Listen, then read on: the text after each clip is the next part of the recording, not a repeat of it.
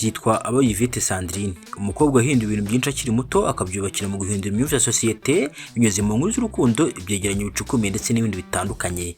Igitangaje muri ibyo ni uburyo yakiriye nk'umukobwa watinyutse gukora ibidapfa gushoborwa n'igitsina gore icyo ari cyo cyose. Abitoza gukundana ndetse n'abakundana ntibazahwema kumwibuka kubw'uruhare yagize mu gukomeza umubano w'abakundana. Abayivete Sandrine waranzwe n'utuntu dutandukanye akiri muto, urugero ni nko gukora mu biganza bya Perezida Paul Kagame, kwitsibisha ku rutonde rw'amarushanwa yahageze, kuba nta mukunzi agira ndetse n'inkuru z'urukundo zitandukanye. Niba ari ubwa mbere ugeze kuri uyu muyoboro wa YouTube channel, kanda subscribe ubundi ujye ukurikirana ibiganiro byose tugiye kuzajya ducisha kuri uyu murongo, amakuru y'abastari ndetse n'ubuzima bwabo. Abayivete Sandrine yavukiye mu ntara y'Amajyepfo, akarere ka Muhanga, avukira mu muryango w'abana batandatu, akaba ari imfura iwabo. Sandrine aracyafite papa we na mama we.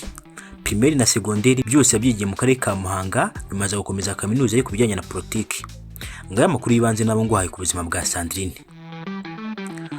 Ese ni gute Sandrine yaje kwisanga mu itangazamakuru ndetse agahinduka umuntu ukomeye cyane kuri ubu? Ntidusigane. Burya Sandrine ni umukobwa agize inzozi zitandukanye akiri muto, dore ko yifuza kuzaba umujepe, nyuma umukinnyi, ndetse nyuma yifuza kuzaba umunyamakuru.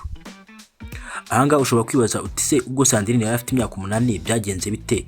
Abayivete Sandrine ubwo yari afite imyaka 8, we na mama we ndetse na murumuna we ngo bari baherekeje papa wabo yari agiye kugraduatinga hari i Musanze, ubwo ni mukuru w'igihugu yari buze, nuko Sandrine na murumuna we bitarura ababyeyi be bajya guhagara myanya y'imbere.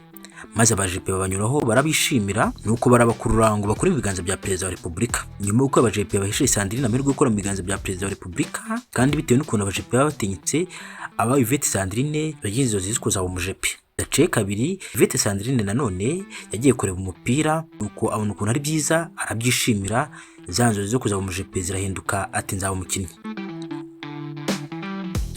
Ubwo rero ubwo Sandrine yari amaze gukura, amaze kujya mu myaka nka 15, yiga mu mwaka wa 4 w'amashuri yisumbuye, Sandrine yaje kugira inzozi zitandukanye n'izo yari yarigeze agira mu buzima bwe. Ukuntu byagenze rero, ubwo abanyeshuri bari bateranye, Sandrine yarahamagawe na diregiteri w'ikigo ngo asomere abanyeshuri agatangazo gatoya, dore ko diregiteri atarameze neza. Ubwo Sandrine yaraje agasoma neza, ndetse akimara kugasoma abantu bose baratunguwe n'uburyo Sandrine yagasomyemo, dore ko yagasomye neza cyane, ndetse na diregiteri w'ikigo aratungurwa. Nibwo Perezida wa Media Club ku kigo cyabo yaje gutumira Sandrine amusaba ko yajya muri club yabo cyangwa se mu itsinda rivuga amakuru ku kigo. Sandrine yaje kubyemera atazuyaje. Icyo gihe Sandrine yatangiye kuzajya asomera abanyeshuri inkuru z'urukundo, ndetse barazikunda cyane kandi nawe baramwishimira. Sandrine aba umusitari ku kigo cyabo. Ariko angaha ushobora kwibaza uti ese ibi ngibi byatumye Sandrine aba Sandrine tuzi ubu ngubu? Oya, si uko ngo byagenze. Cyangwa Sandrine abe Sandrine tuzi ubu ngubu, byagenze bityo rero. Ubwo hari umukobwa w'inshuti ya Sandrine witwaga Tina, yasabye Sandrine ko bajyana mu irushanwa ryo kuririmba, ndetse Sandrine nawe akagaragaza impano yo gusoma itangazamakuru. Baje kujya Nyamata mu irushanwa, dore ko i Kigali amarushanwa yari yarangiye. Bageze Nyamata, Tina inshuti ya Sandrine yaje guhabwa icyatsi, maze Sandrine agira ubwoba, asaba ababandikaga ko yamusiba ku rutonde rw'abahatana. Maze urimo kubandika arabyanga, aramubwira ati wowe ugira ikibazo genda uhatane, bivuze kubikora. Cyo Sandrine yemeza guperformingira abakoreshaga amarushanwa, dore ko yari diplomate ndetse na KNS. Sandrine yaragiye abumbura igitangazamakuru cyitwa Igihe, aragisoma, maze KNS aramubwira ati nta cyatsi nguha ndetse nta na orange nguha, ahubwo nguha stage uzazikoreye kuri TV1 twita nk'imenyereza mwuga. Ibi Sandrine yarabyishimiye cyane kubwo ayo mahirwe yarabonye adasanzwe yakora stage kuri TV1.